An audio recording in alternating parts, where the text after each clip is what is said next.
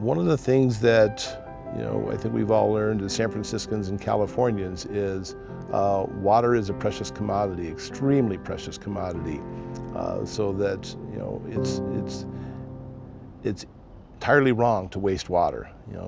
We shouldn't be wasting water no matter what year it's like. Even if it's raining cats and dogs outside, we still shouldn't waste water. We should use it wisely. And that also means that we should use the right water for the right purpose. Hetchy water is great for drinking water. We probably don't need to use it so much for irrigation. That's what we should be using things like recycled water for. So we're about to embark on construction of a recycled water project in the west side of San Francisco to irrigate Golden Gate Park, because it seems wrong to use drinking water to irrigate that. At the same time, we have a nice little groundwater resource on the west side of San Francisco that is currently used to irrigate Golden Gate Park. We think it makes more sense to add that into the drinking water supply in a smart way. And so we're moving forward with increasing our reliability by having a little bit of groundwater in the system. It's also a local resource, so making sure we use our local resources is something that's important to us as well.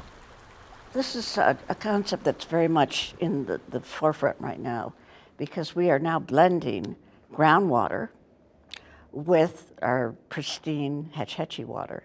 And of course, what people don't understand is that we have always blended water. We have water that is down the peninsula in our reservoirs that are from rainwater. They're from creeks. It's water that has to be filtered, but that water is also blended in with the Hetchy water.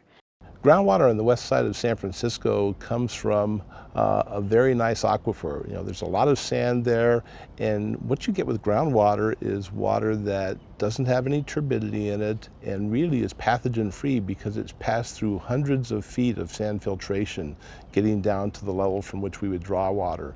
So from the perspective of clarity and pathogens, it's really a great water source.